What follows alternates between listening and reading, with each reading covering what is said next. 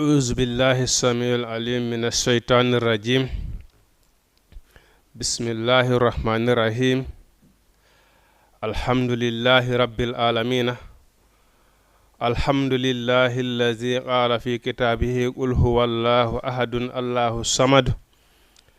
لم يلد ولم يولد ولم يكن له كفوا أحد. بسم الله الرحمن الرحيم والصلاة والسلام على رسول الله على من لا نبي بعده. الحمد لله نحمده ونستعينه ونستغفره ونعوذ بالله من شرور أنفسنا ومن سيئات أعمالنا. من يهد الله فهو المهتد ومن يضلل فلا هادي له. أشهد أن لا إله إلا الله وحده لا شريك له وأشهد أن محمدا عبده ورسوله. أيها الإخوة الكرام والأخوات، أحييكم بتحية الإسلام ألا وهي قائلا لكم السلام عليكم ورحمة الله تعالى وبركاته. نعم مسيبة جلبة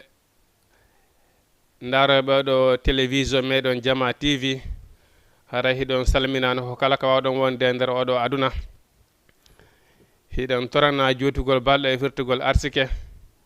nde tawde noon inchallahu hannde no wayni noon haray piiji ɗin koye hoore programme ɗi yahata on tigi tardi seeɗa hewtugol ko télévision ɗo haray tarde man waɗi seeɗa haray on yaafoto inchallahu rabbi haray hannde on hiɗen ɓangina ɗo yeru ko yowiti e diina meɗen kan dar 30 minutes inchallahu rabbi hannde haray on yaafoto ko menen woni ko tardi. haray yiɗen andi émission men on inchallahu rabbi haray ko ilandema 15h ha 16h sakki aljuma émission men on ko 15h ha 16h kono inchallahu rabbi hande haray en tardu muradu moƴƴo haray on yaafoto. haray hiɗon weltana onon musidɓe meɗen abonné jama tv fof haray ɗon salminano ko kala waka wonɗon gorko e mawɗo gorko e suddiɗo paykun e mawɗo haray on fof moɗon hay goto e moɗon accaka hiɗon du'ana hiɗon weltana hiɗon torana Allah yo Allah firtan arsika ɓanan kata dande en Allah e wawata. nam baada auzu billahi shamil alim min ashaitan rajim. haray iɗen andi Allah subhanahu wa taala o wi ene afa hayra dinallahi wona dina Allah kan yabhuna woni ko ɗaɓɓoton hiɗon mari ko ɗaɓɓon hara wona dina Allah kan awa ande dey walahu si tawi woni on heeɓi ko ɗaɓɓon hara wona dina Allah kam walahu haray ko kanko Allah subhanahu wa taala aslama woni ko jebbilani ko kanko woni ko jebbilani man fi samawati dendangal ko woni ko asmaji ko war ardi e leydi ndi si on ɗaɓɓi goɗɗum go si on ɗaɓɓi goɗɗum go ko wona dina l'islam man yabdu khayra al islamu dinan falan yuqbal wa huwa fil akhirati min al khasirin. kala ɗaɓɓuɗo goɗɗum go ko wona dina l'islam haray yo andu kanko e ɗum jaɓantakemo yo andu haray ko laakara ko jeyaɗo e perduɓe ko ɗum si Allah subhanahu wa taala landitiɗo wi afa hayra dinillahi wona dina Allah kam woni ko ɗaɓɓoton awa andede ko Allah woni ko jebbilani ko woni ko asmaoji ɗin kon fopp e ko woni e leydi ndin kon fopp ko Allah subhanahu wa taala ko jebbini taw an wakkar ham yiɗuɗon noon añuɗon ayi déjà neɗɗon taw hay hewtoygomo taw say neɗɗon ɗo ko ɗum waɗi si Allah subhanahu wa taala inni e ko wawi darade mo yeddamo kanko Allah subhanahu wa taala ko tagi kon fop ko banu adama rek ko ɗum waɗi so inni banu adama ko tedda hoore ko saqalayni banu adama e jinna ndi leydi e mawnude ndi yeddata Allah subhanahu wa taala o asma o e mawnude yeddata Allah subhanahu wa taala ko ɗum noon Allah subhanahu wa taala inni o inni awa onon e yorude mo on hoore onon e sattude moɗon koye andede ɓay pellet moden hiɗen andi en fopp meɗen hiɗen andi Allah subhanahu wa taala hino woodi hiɗen andi Allah subhanahu wa taala o taggi en o waray en o immintinay en kadi o landito en golleji meɗen yeeso makko hiɗen andi ɗum ɗon ha hiɗen qiriti ɗum ko honno wata darode yedda Allah subhanahu wa taala. Allah subhanahu wa taala yamirama dewal inna a waɗata daroɗa yedda Allah subhanahu wa taala hiɗa andi pellet Allah subhanahu wa taala o addinama ɗo hari a wodaka addugol ma ɗo hari a wodaka ko ɗum ɗon ɓuri sattude e disi a maayi immintingol ma ayi ko ɗum waɗi si Allah subhanahu wa taala ande awa on fopp moɗon do on ɗoftotolan taw an wa karhan yiɗuɗon añuɗon on ɗoftotolan ayi déjà ndaru neɗɗo on si tawi o nawniɗo joni fewdon say ko nodde taw ko Allah Allah Allah dikkinan est ce que fewdon sa nodde ɗon goɗɗum yo dikkine ko wawɗa ko waɗugol sabu woni ko ceernojo yawɗa yo toranama Allah woni kaka docteur yawɗa yo toranama Allah ko wawɗa ko ɗaɓɓugol sabu kono ɗo harayɗa andi ko Allah subhanahu wa ta'ala woni ko dikkinta ko Allah subhanahu wa ta'ala ne ko nawninta ko kanko woni ko dikkinta ayi nde tawde noon joni nde tawde nda e hoore cellal ma hiɗa towde cikko waɗa ko faala fewdon sa ya anda Allah ayi kono si a waalike tun a nawni fewdon say ala kulli haalin fewdon say a ɗoftoto Allah fewdon say ko Allah tun ko ya Allah ko Allah tun noddata on say tawi ko taw an wa karan si iwiɗo noon kadi andita ñande Allah subhanahu wa ta'ala tamikiɗo wonkima ñande musidɓe ma ɓen jebbele ma haɓɓaɗa hoore ko eɗe ƴettaɗa nde ñande jonoɗa Allah subhanahu wa ta'ala nde ñande ka yiɗuɗa añuɗa nde ñande ɗoftoto Allah subhanahu wa ta'ala ayi ko ɗo so inni awa do si on ɗaɓɓi goɗɗum goto ko naal islamu dina ande on fof moɗon on ɗoftotola yiɗuɗon añuɗon taw an wakkar an wa ilayhi yurja'una sabu kaka ammin Allah subhanahu wa ta'ala ɗo woni ko ruttoto ɗon ayi ko ka ammin ɗo Allah subhanahu wa ta'ala ko ruttoto ɗon Allah subhanahu wa ta'ala o wi qul wi'u amanna billahi min gonɗini Allah subhanahu wa ta'ala ayi ko ɗum ɗo ɓuri ko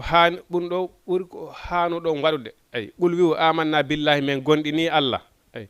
wa ma unzila min gonɗini wa ma unzila alayna e konko cippina e amen wi'e min gonɗini Allah subhanahu wa ta'ala kon woni gonɗingol Allah subhanahu wa ta'ala ko jaɓugol mo kanko Allah subhanahu wa ta'ala ko goto e ko tagi kon ko kanko woni arsikowo kanko woni warowo kanko woni nawninowo kanko woni dikkinowo ɗoftomo jawadde e makko ɗen ko ɗum woni ɗoftagol Allah subhanahu wa ta'ala gonɗingol Allah subhanahu wa ta'ala ko ɗoftagol yamiroje makko ɗen qul wi'u amanna billahi min gonɗini Allah wa ma unzila alayna min gonɗini konko cippina e amen kadi kon woni konko cippina e amen alqur'ana e sunna ayi ko alqur'an nden wata jangude anda Allah subhanahu wa ta'ala ko defte sunna ɗen wawata jangude anda no nelaɗo on golliri dina kan an kadi gollira noon ayi sabu nelaɗo inni Allah subhanahu wa ta'ala wi jokke nelaɗo on ayi wa man ata ar rasula fagadi ata Allah kala ɗoftiɗo nelaɗo on haray o ɗoftiki Allah subhanahu wa ta'ala ayi sabu ko nelaɗo woni ƴangal meɗen ngal ko nelaɗo on yamiri en honno julirte ko honno hoolirte Allah subhanahu wa ta'ala ko wi tun ko hoore Allah subhanahu wa ta'ala wi juule ko nelaɗo yamiri en ko holli en ko honno julirte ko honno horirte ko honno hajjirte ko nelaɗo woni ƴangal meɗen ngal ko ɗum noon waɗi sa jangi alqur'ana on anda ko honno hombo woni Allah subhanahu wa ta'ala anda ko sabu honnum adduma ko aduna ɗo ko hombo woni Allah subhanahu wa ta'ala ko honno wonɗa rewirde Allah subhanahu wa ta'ala si a jangi defte sunna ɗen anda ko hombo woni nelaɗo ko honno wata ɗoftorde nelaɗo ayi wonan nelaɗo maki noon feddeji ɗin fof ɗi feccoto pecce capanɗe jeɗɗi fof naatu a yiiti a heddo wodere sahabaɓe landi ko honde woni nden fedde o nelaɗo maki ko on jokkuɗo komi jokki ko gara sanzali komi wi'i kon ayi eno wiiro noon man amala amalan man amila amilan fa laysa lahu amruna fa huwa raddum ayi nelaɗo may kadi kala golluɗo gollal tawi min Muhammad mi gollali ɗum mi yamirali ɗum golle ngal gollal on ko ruttoyte ɗum jommuɗum ñande janggo ayi kala noon golla ruttoya ngal jommuɗum ñande janggo ngal ɗo nga woni perdi ayi a golli aduna ɗo a fawtaki hewtoya lakar kadi tawa ɗum ɗon kadi ko perdi ayi ko sa jangi noon defte sunna ɗen anda ko nelaɗo golli kon anda no wata ɗoftorde nelaɗo Allah subhanahu wa ta'ala anda no wawa witirde ɓawa nelaɗo ayi ɓay kala gollal ngal goɗɗo golliɗo tawi a ñentinade nelaɗo aya andu haare wonanima perdi ko nelaɗo woni ƴangal meɗen ngal ko nelaɗo woni ko ñentinte ayi ko ɗum wayni qul wi wa amanna min gonɗini billahi Allah wa ma unzila alayna e konko cippina e amen wa ma unzila e konko cippina ala ibrahima e dow annabi ibrahima ayi wa ismaila e annabi ismaila wa ishaq e annabi ishaqa ay wa yaquba e annabi yaquba ay andi ɓeɗo fop ay wal asbati e tanira e maɓɓe ɓen ay ɓeɗo fop ko gorol gotol ngol ay bani ko ɗum woni e bani israila ay wa ma utiya musa ay e konko okkano annabi musa ay ko ɗum woni suufi ibrahima suufi musa wa isa e konko okkano annabi isa ko ɗum woni tawreta linzila wannabiyuna annabaɓe fof min rabbi immorde ko immorde ka jeyi maɓɓe la nufarrigu bayna ahadin minhum annabaɓe ɓe fof maɓɓe men senidirtaɓe ɓe fof maɓɓe koɓe gootum ko ɗum waɗi si bani israil en ɓe heeɓi probléme e nelaɗo mouhammadou sallllahu alayhi wa sallam ɓe heeɓi probléme e allah subhanahu wa ta'ala ɓe inni annabaɓe fof hiɓe jaɓiya heddi nelaɗo mouhammadou sallllahu alayhi wa sallam on ɓe jaɓatmo fi honno ɓeyni ɓay on ɗon wona e maɓɓe kamɓe yalti kamɓe bani israila on ɗon koye arabu ɓe woni ko yalti joni noon ko on ɗon allah subhanahu wa taala woni akhiru rasulu ko on ɗon sakkita nelede ko on ɗon ari fi timmingol dina kan fop on ɗon ɓuuri moƴƴude fop ɓe sali on ɗon ɓe sali ɓurɗo moƴƴu ɗon arɓe timmingol lam ɓe wi ɓe jaɓali on ɗon ko ɗum allah subhanahu wa taala inni qul wiu amanna men gonɗini billahi allah wa ma unzila alayna e konko cippina e amen wa ma unzila e konko cippinano ala ibrahima dow annabi ibrahima ɗen andi ko allah subhanahu wa taala inni bal millata dina ittabi'u millata dina abika ibrahima iɗen andina ko allah subhanahu wa taala wi muhammadou jokku dina baba ma kan din annabi ibrahima hanifan wa ma kana minal mushrikina dina annabi ibrahima kanko dina newi ka annabi ibrahima lataki e shirkoɓe wa ismaila e annabi ismaila wa ishaqa e annabi ishaqa wa yaquba e annabi yaquba ɓeɗo fof wal asbati e tanira e maɓɓe ɓen wa ma utiya musa e konko okkano annabi musa ko ɗum woni tawreta wa isa e konko okkano annabi isa ko ɗum woni linzila ɓeɗo fof ko allah subhanahu wa taala woni ko neliɓe ɓeɗo fof ko dina woni ko ɓe nelira ɓeɗo fof ko ɓe nelira ko la ilaha illallah muhammadou rasulullah oni min rabbihin immorde ka joom maɓɓe o wi la nufarrigu men sendata bayna ahadin hay goto minhum e maɓɓe wa nahanu no menen lahu wondemo kanko allah subhanahu wa taala muslimuna ko men jebbilaniɓe mo ko ɗum allah subhanahu wa taala wa man yattabi kala on jokkuɗo hayral islami ko wona l'islamu dinan dina falan yuqbalu o jaɓantake ɗum ɗon falan yuqbalu minhu o jaɓantake ɗum ɗon wa huwa ray kanko fil akhirati kal akhira min al khashirina ko jiyaɗo e perduɓe allah subhanahu wa taala o wi kayfa ko honno yahadillahu allah subhanahu wa ta'ala fewnirta qawman yimɓe kafaruɓe yeddino ba'da imanihim ɓawɓe gonɗini ko ɗum enen hay enen ha pilal ko wiɗen woni wo tuuba murta ko suma lutta goɗɗo a yii gonga hon ha a andi ko ɗum ɗo woni gonga a ƴetti gonga on a pottini to a suɓi ke fenade ɗen ko honno allah subhanahu wa ta'ala fewnirtama so a yi o addi annabaɓen o ceppini deftere wona wiiri noon mi taggi on mi actirali on ni mi taggi on mi addani on diina kan ala wa e moƴƴere sina mi tindini on ko moƴƴere nden heɓotoɗon ala wa e bone sina mi rentini on e bone on joni allah subhanahu wa ta'ala hollima gonga on a acciti gonga on a jokki fenade nden ko honno watama fewnirde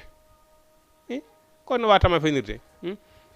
mi sikki hay ɓiɗɗoma ko wata inudemo hina ɗo naforande nafama kanko ɗo woni si tawi woni o acciti ka nafa makko kan woni ɗon o yahani ka lorra kan woni toon so tawi woni o lorroyke toon so heɓoy toon bone haray ko honno wawanɗamo ɓawde holluɗamo ka nafoore makko nden woni ɗon ko ɗum waɗi si allah subhanahu wa taala ɗo kayfa yahdillahu qawman ko honno allah subhanahu wa taala fewnirta yimɓe kafaruɓe yeddino bada imanihim ɓaw gonɗal maɓɓe wa sahiduɓe seedinake anna rasula no nelaɗo mouhammadou sallah sallam haqqum ko gonga wa ja'ahumul bayyinatu ariɓe hujjaji e feeñuɗi ariɓe alqur'ana feeñude alqur'ana e sunna alqur'ana ari tindiniɓe ko ni allah rewirte ko ɗon moƴƴere nden woni sunna ari tindiniɓe ko ɗon moƴƴere nden woni ɓe akkiti ɗum ɗon fof ɓe jokki beele ɓe jokki welaye wonkiji maɓɓe ɗin ko honno allah subhanahu wa taala fewnirta ɓe hiɗen andi hay enen allah suɓago hay enen wiwɗen arsike tawata neɗɗo ɗaniɗo ka waliɗa ɗaniɗa ɗon arsike tawatama ɗon ka a waɗay sababu no ko arsike ma on heɓoto ɗon ay moto yaha wana a memminoto si arsike on naata ay Allah subhanahu wa ta'ala hollima gonga on ka woni don a acciti gonga jokki belere wonki kon Allah subhanahu wa ta'ala fewnirte ko dum wadi so wi kala kadari to wala yaqulu wata hatta yahdiyan illahu hatta yahdillahu ma huwa tadi o wiyata ko tuma Allah subhanahu wa ta'ala fewni mi wasimi fewa fa innahu min alamati sagai wal khazlan wiwgol ko tuma Allah subhanahu wa ta'ala fewni mi wasimi fewa ko jiyaadu ngel mande malki seede ay parce que si a akiti lawol few gongol a jokki mbelere ye wonki maki Allah subhanahu wa ta'ala kanka do akkata don ko dum wiyata Allah ko dum be wiyata Allah subhanahu wa ta'ala kanko tigri mo yidi wallitede o addi sababu on a waɗay sababu on hande kadi si a faalama jangude anda dina kan a immoto wattoɗa paɗe maɗa immoɗa yaha ka karma koɓɓe woni toon janga anda dina kan aka waliɗa ɗanɗa ɗon ko ɗon andata Allah subhanahu wa ta'ala si a faalama heɓude mbuuɗi kaka waliɗa ɗanɗa ɗon heɓata mbuuɗi a immota ko waɗa sababu on joni ko ɗum Allah subhanahu wa ta'ala nde gonga on ari alquran ari sunna ari be ƴetti ɗum ɗon ɓe waɗi ɓawa maɓɓe ɓe jokki belande wonkiji ɗen ko honno Allah subhanahu wa ta'ala fewnirta ɓe ay wallahu Allah la yahdi al qawma zalimina Allah subhanahu wa ta'ala fewnata yimɓe toñoɓe ɓen ko on woni toñugol alquran ari hadisi ari daroɗa inna an ko Allah subhanahu wa ta'ala fewnete a memminaki Allah subhanahu wa ta'ala wi ulaika ɓeɗo jazaohum joddi maɓɓe ɗin anna alayhim ande hino fawi be la'anatallahi kuddi Allah Allahu akbar ulaika ɓeɗo jazaohum joddi maɓɓe ɗin anna alayhim no fawi be la'anatallahi kuddi Allah honnu alqur'ana ari sunna ari nelaɗo maki ala wa e moƴƴere sinami tindini on ko ndema heɓoto inna ɗo noon daroɗa noon inna ande kadi komo Allah subhanahu wa ta'ala fewni wo fewata komo Allah fewni wo fewata akataki no fewira Allah subhanahu wa ta'ala ni wawɓe ɗo ɓen no fawiɓe kuddi Allah wal malaikati e malaika ɓen wannasi yimɓe ajmaina ɓe dendangal ko ɗum waɗi ko suratu Bakara to Allah subhanahu wa ta'ala wi neɗɗo so woni hebbiniro waɗugol bakkatuji sabuna sayi goɗɗo no dara ɗo inna modi komo Allah fewni wo ko on fewata katiɗo no fewira wo Allah subhanahu wa ta'ala wallay on tigi sabuna Allah subhanahu wa ta'ala wi sa katike fi moƴƴere den o wallete kala ko kombatuɗa fi muɗum ko ɗum ɗon Allah subhanahu wa ta'ala wallete ay o wi ɓeɗo ay khalidina fiha ay ko ɓe lottinoyteɓe ndin kuddi la yukhaffafu anhumul azabu Allah subhanahu wa ta'ala hoyfinanoytaɓe lette ɗen ay wala hum wona kamɓe yunzaruna woni ko daroyte ñande janggo ay ande ko toujours e rentinay ɗo Allah subhanahu wa ta'ala ñande be ñande o yeɓane jaaɗo makko on yo o tuubu nohogo o wi o hekkono yo jiyaɓe am waɗuɓe bakkatuji ha fantini bakkatuji waɗuɓe bakkatuji ha taƴi yurmede Allah subhanahu wa ta'ala tuube mi yaafo on ay kono noon tuubu biye on ko aduna ɗo si a tuubali ha Allah subhanahu wa ta'ala ƴettiti wonki maki ya andu haray hande kadi sanji on lanni ay ko ɗum waɗi si ɓeni ñande dargal yiyeɓen darota hoɓɓe go fu bo e lakkere munden ko ɗum Allah subhanahu wa ta'ala seytinoyita nde ñande koko tawno himo uditani ɓen ɗo dambugal ñande be ñande ya tuubu o yafanama Allah subhanahu wa ta'ala no uditani no porte tubu biye o hino udditi ɗo ñande be ñande dambugal tubu biye hino udditi en tant que o wi nangue nge mutrial ko nge fuɗɗiroyta toon ay joni noon si nama ɗo joni nangue ngen siɓeɓe sikkay ɗo joni si nama ɗo ko fuɗɗir nangue han tanki nge mutrial ko nge fuɗɗiroyta toon ko honnu an neɗɗo on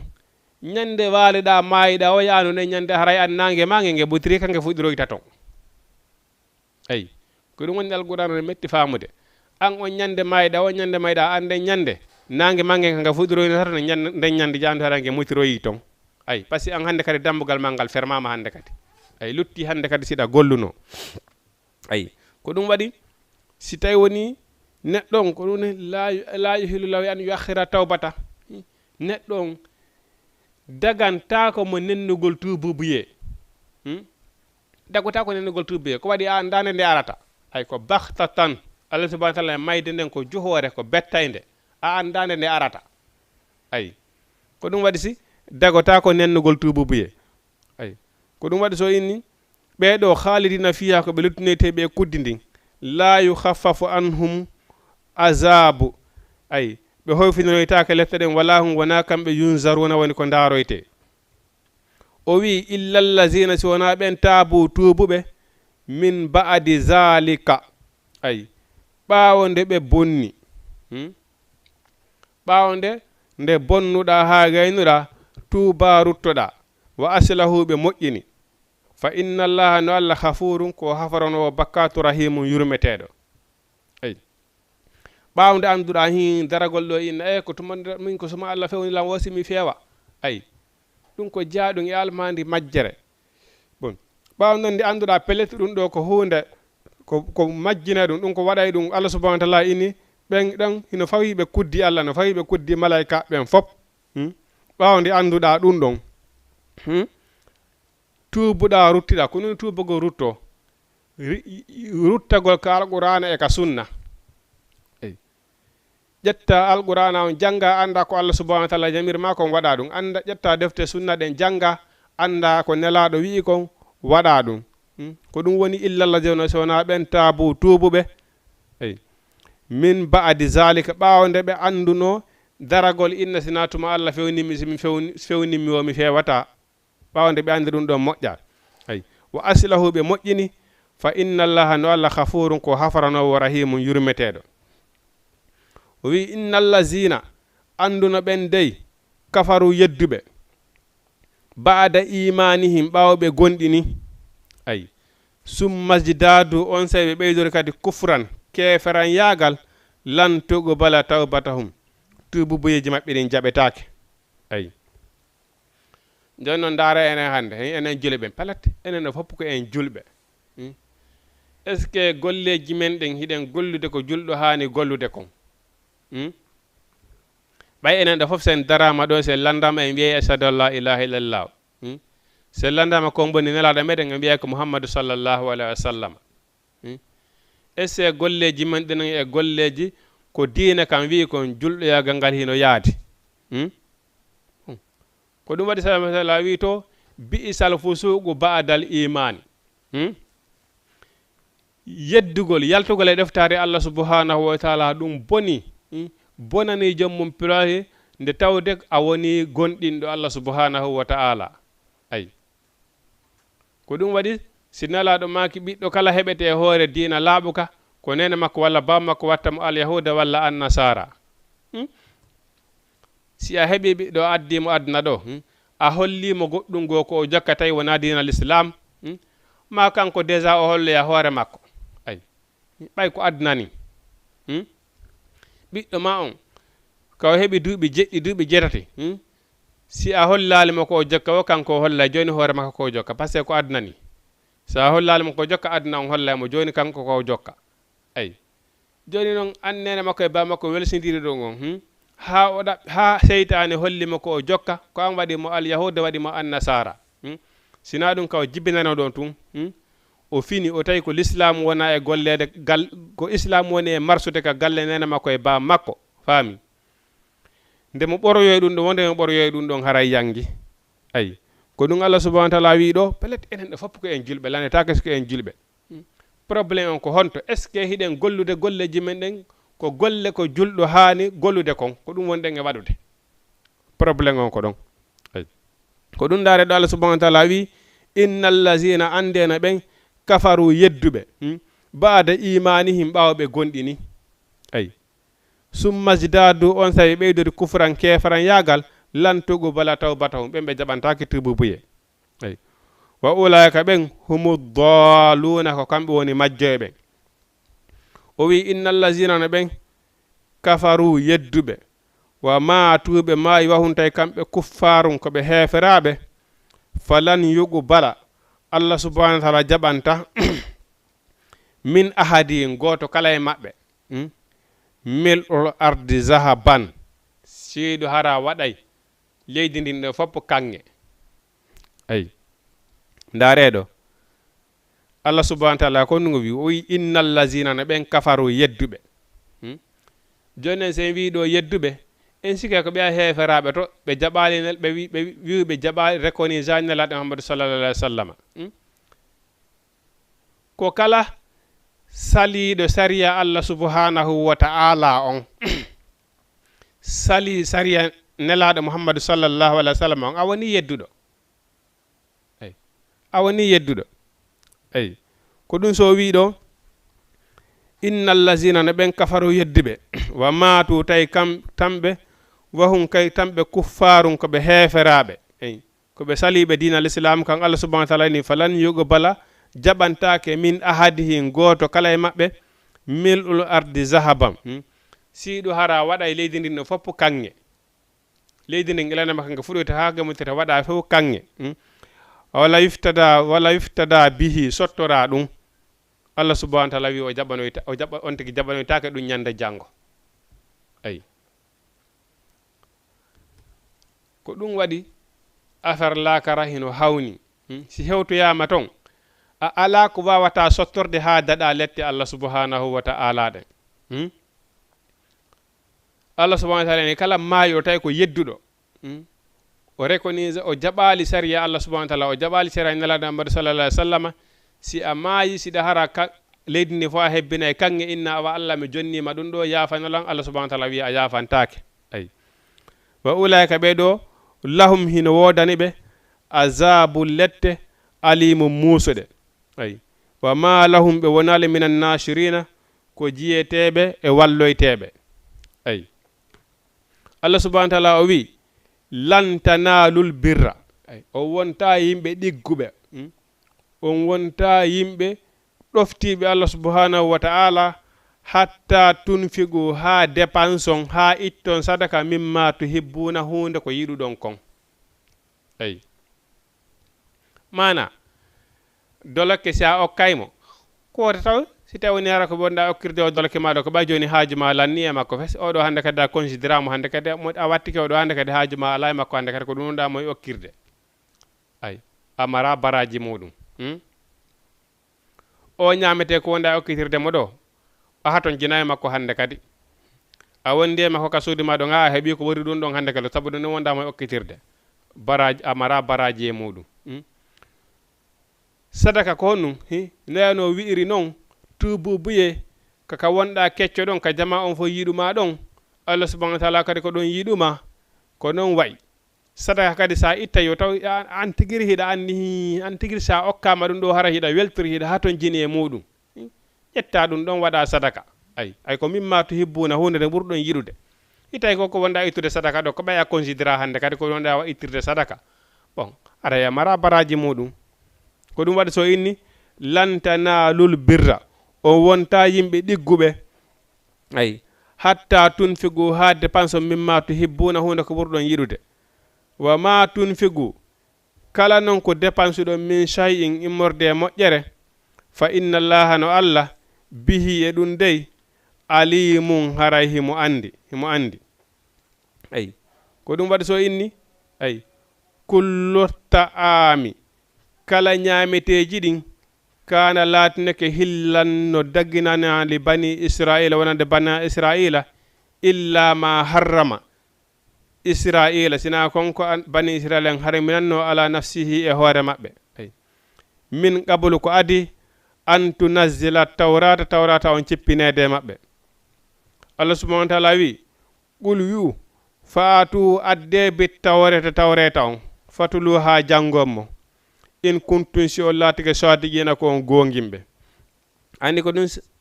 annabi sana goto to o wiwno miɗo dagginana on piiji e harminanoɗi e dow moɗon tawreta on ko ari bani israila piiji go harminanoɓe ñamugol woɓɓe go harminana wonno ñamugol tewi geloɗi e ko waytata siga ɗin piiji ɓay annabi isa ari kanko o dagginani ɓe ɗum ɗon fof ay ko ɗum waɗi so ni fatulu ay faatu adde bit tawreta on fatulu ha jangonde in kuntum si on laatike sadigena ko on gongimɓe o ini fama niftara kala fefindiɗo alallahi fawi Allah alkaziba fenande min ba'di zalika ɓawo ɗum ɗo fa ulaka ɓen ɗon humu zalimuna ko ɓen woni toñoɓɓen qul wi'u sadaqallahu Allah subhanahu wa ta'ala gongi sariya Allah on ko gongajo sariya Allah on wona o ala sera ay sariya allah on suddiɗo e duhiɗo no fota ay ala sariya allah on hino fota ter no wiiri noon wa ma min zakarin wala unsa wona suddiɗo wona duhiɗo kala golluɗo gollal o yoɓete joddi maggal ay oyni fattabi jokke millata ibrahima dina annabi ibrahima kan hanifan ko dina newi ka wa ma kana annabi ibrahima lataki minal musrikina ko jeyaɓe sirkoɓe nam inchallah rabbi haray e tammen on ko happane ɗen kon hoy nde tawdara wagutu on yoni haray hande en wawa darade ɗo inchallah rabbi haray on yaafoto émission on hande en tardu ko enen woni ko tardi haray inchallahu rabbi à partir de ɗo haray ko émission men on ko 15h ha 16h si allahu lanɗo jaaɓi à partir de juma aro wara émission men on 15h ha 16h hande en wawa darade ɗo haray en toro allah yo allah subahana wa taala firta en arsika ɓana en kata e abonné Jama TV on fof haray hiɗon salmina hiɗon du'ana hiɗon weltana e onon wowɓe noddude ɓen fof haray hino weltana faaleteɓe noddude kadi ara heɓata feere noddugol ɓen haray on fof moɗon hiɗon weltana haray Allah subhanahu wa ta'ala firta en sika ɓanen kata dande en alata dande en kata e kasara rabbana atina fi dunya hasanatan wa fil akhirati hasanatan wa qina azaban nar rabbana atina min azwajina wa zurriyatina qurrata aynin waj'alna lil muttaqina imama ربنا إننا سمعنا مناديا ينادي للإيمان أن آمنوا ربكم فآمنا ربنا فاغفر لنا ذنوبنا وكفر عنا سيئاتنا وتوفنا مع الأبرار إن شاء الله ربي أراي à partir de vendredi prochain inchallah ra émission 15h ha 16h si Allah lan ɗon jaaɓi ara on yafota hande en tardu aqulu qawli hadha astaghfirullah li wa lakum assalamu aleykum wa rahmatullahi taala wa barakatuh